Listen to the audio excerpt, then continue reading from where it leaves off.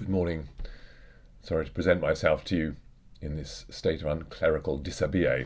It's my day off, and I apologise in advance if I'm slightly coughing and spluttering through this morning. I think I'm just fighting off some minor viral ailment, so bear with me. I hope the ideas come through. For 4 weeks, we've traced the growth of the Church's understanding of who God is. It begins with revelation, the life-changing events of the Gospels.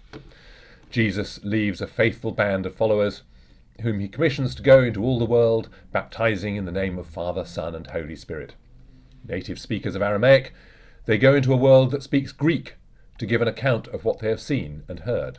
Why Father, Son, and Holy Spirit? If each of these is not God, why baptize in that name? If each is God, do you not worship three gods?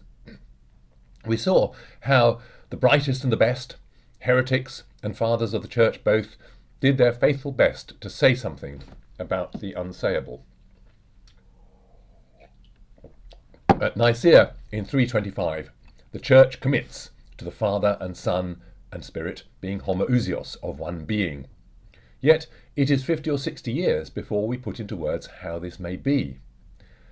Basil, Gregory, and Gregory, the Cappadocian Fathers, set out in the last quarter of the 4th century the beginnings of a mature statement of who the triune God has revealed himself to be. Their ideas fade at the edges into mystery, as it must always be. Yet our minds, our language, our concepts have been stretched. Something more of the greatness of God can enter our minds without breaking them. At Constantinople in 381, the Church puts the Nicene Creed into final form. Then, in the first half of the 5th century, in North Africa, Augustine of Hippo, the greatest Christian theologian of all, puts into words what comes to be the normative doctrine of the Trinity, certainly for Western Christendom. Augustine shows us how to think and speak of three eternal, simple, changeless, and infinite entities as truly of one being, yet also truly distinct, their distinction arising from nothing but their relations one with the other. This vision stands the test of time, and 600 or 700 years later, though it has been elaborated and enriched by many deep thinkers, it remains unchallenged in essentials. Medieval Trinitarian theology is Augustine plus plus plus. Maybe this goes a little bit wrong, particularly by making too vigorous use of just one of Augustine's psychological analogies. Perhaps Anselm and Thomas go too far in identifying the Father with memory, the Son with understanding, and the Spirit with will. But there is a richness and detail in the medieval vision, and always thought and prayer, reason and faith are fully integrated, two aspects of a single activity. Everybody understands that though we may be able by reason to discern the bare truth that God is, it is only by revelation that we can know who God is, that we can come to know God as he gives himself to be known. Reason is therefore subordinate, a signpost on the road to truth, not the road itself. The road is revelation. True knowledge comes to us from beyond. In the time of Thomas, however, theology is moving out of the monastery and into the university, and as we see in the Summa, reason is starting to take a distinctive role in adjudicating between all the competing ways to speak of God. So that's where we've got up to. And although the world of Thomas and Anselm is different from that of Augustine, what is most striking is the continuity in mental outlook over 1,000 years. Fast forward another 500 years, however, and we enter a new world altogether. The Renaissance opens up new vistas of thought, bringing classical learning back into the mainstream, broadening interest in ancient languages. The Bible is translated into English, French, German, and so on. The Church goes through one of its regular paroxysms of self-examination, which results in the Reformation. Christendom fragments.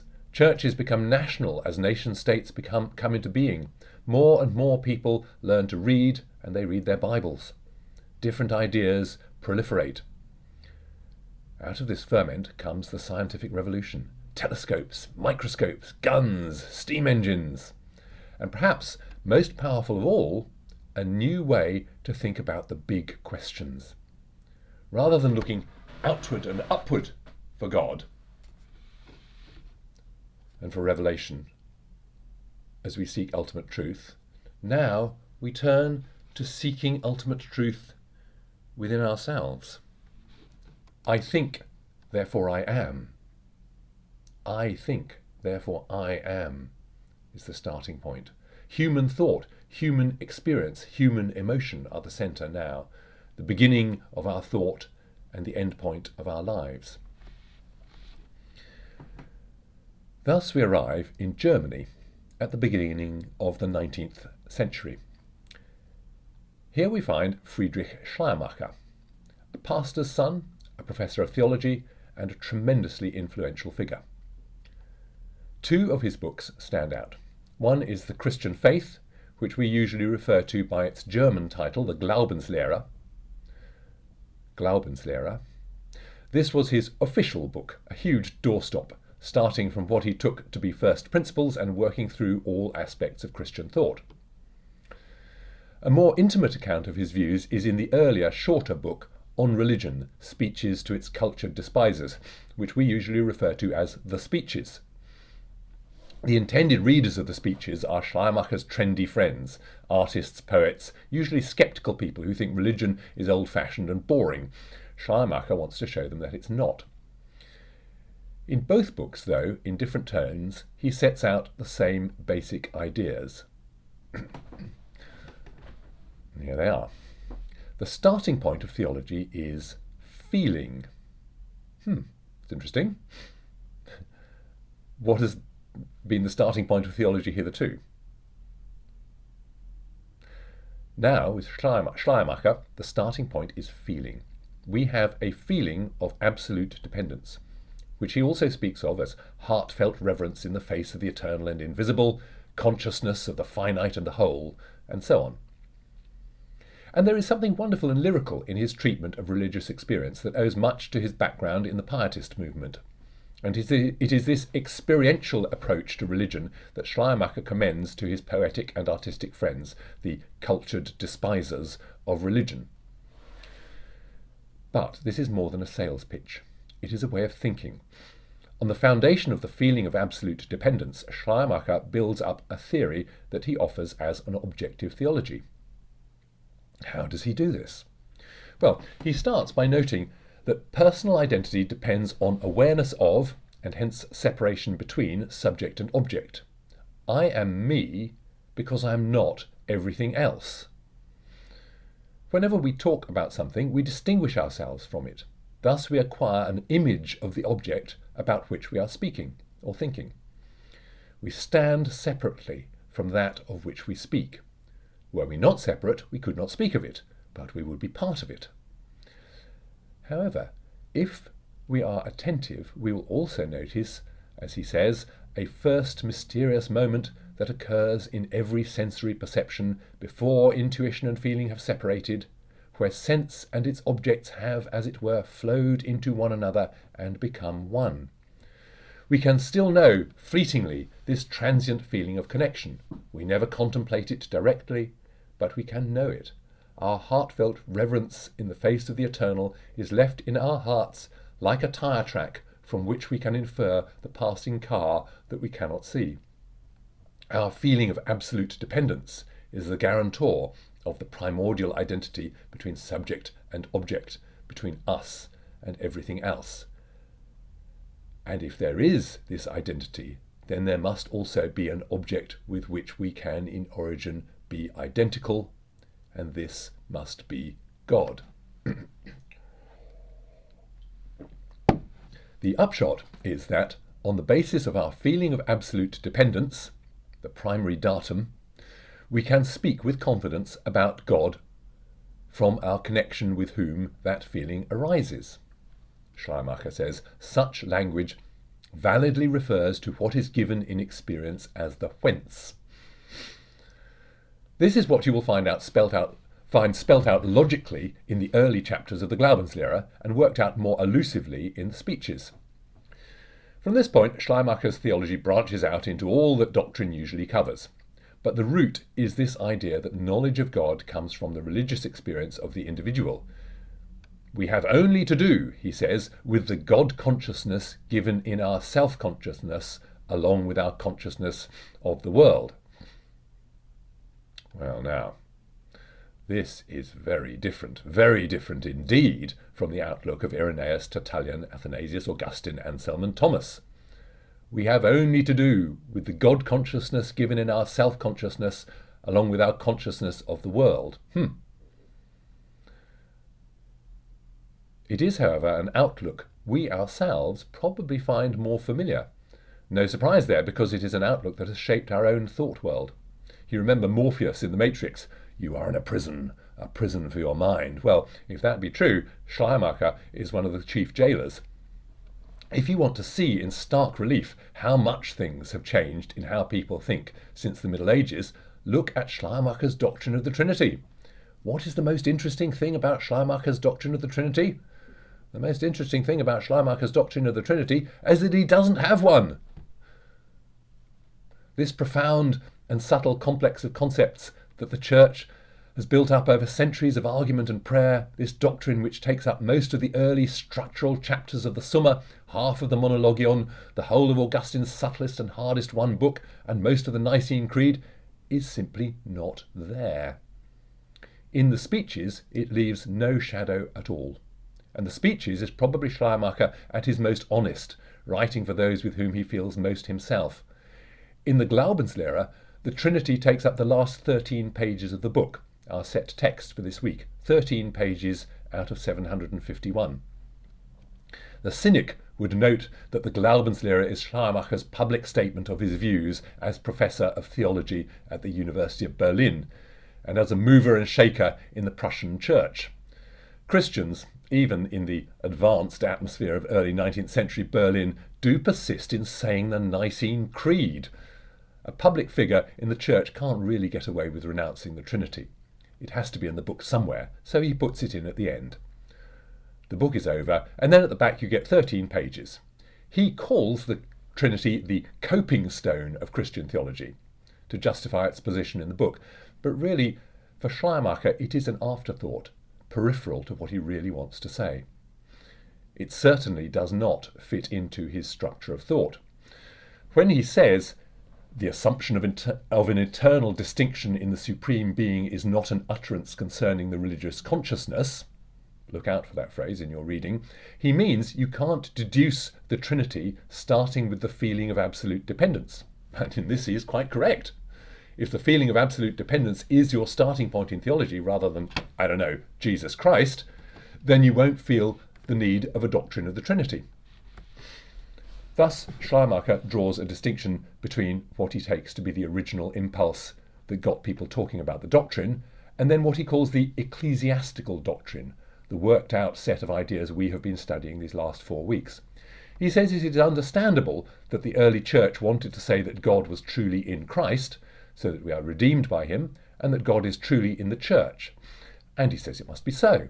The Son is how we speak of the supreme God consciousness in a human being. The Spirit is how we speak of the supreme God consciousness in the Christian community. But at this point, he says, we should call a halt.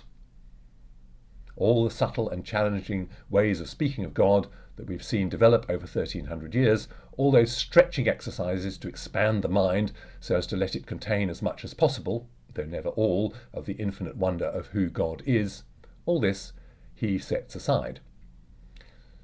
He undoes not only the constructive work of the Cappadocians and Augustine, but the destructive work of the earlier fathers who refused to accept ways of thinking that didn't do justice to the full reality of what had been revealed, and thus scoped out what the real questions were.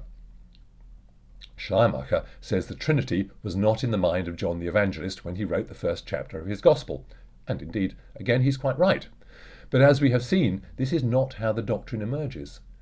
The doctrine is not a statement in the Bible.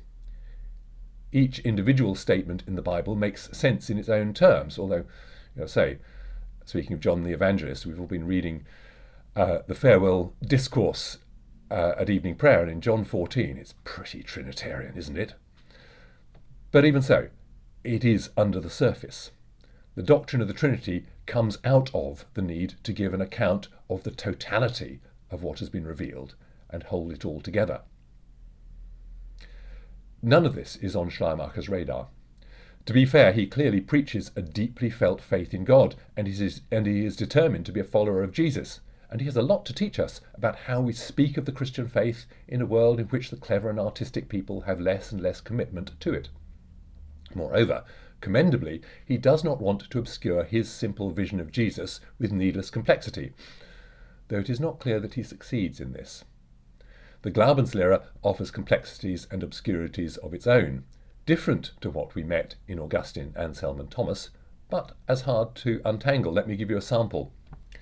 So he says, life then is to be conceived as an alternation between an abiding in self and a passing beyond self on the part of the subject. Oh, I mean, that is a challenging and intriguing idea. It may well open up interesting vistas of thought, but A, it's not in the Bible, and B, it is no easier to understand than the knottier passages of the Summa and the Monologion. What do you make of Schleiermacher? It is very important to have an opinion, because he sets the tone for the world that comes after, which is of course our own world. As you read, please use what you have learned in the first four weeks as a lens to view Schleiermacher. At what points and for what reasons does he depart from the Augustinian framework we have been learning about? How well does he answer the questions with which the fathers wrestled in the first 3 or 4 centuries? Does he give an answer? If so, it is certainly a different answer. Does it work? Does he fall into any of the errors that we saw were condemned in the patristic period, Sabellianism, for instance? Please also try to notice what his starting points are, what he takes for granted as he begins his theology. We all have to start somewhere. How is this different from the starting points, the framework from which and within which the Augustinian doctrine was worked out? As I say, it's important that you form your own opinion. You will have picked up that I am not a huge fan, though I think we have much to learn from his apologetic. I am about to sum up and spell out my own reservations. If you are concerned I may bias you yet further, do pause here and read the set text without my twopenneth. So my main reservation about Schleiermacher is that he doesn't seem to engage with the richness of the thought from which he departs. At the end of the Glaubenslehre, he says, the first unsolved difficulty lies in the relation of the unity of the essence to the trinity of the persons. You think?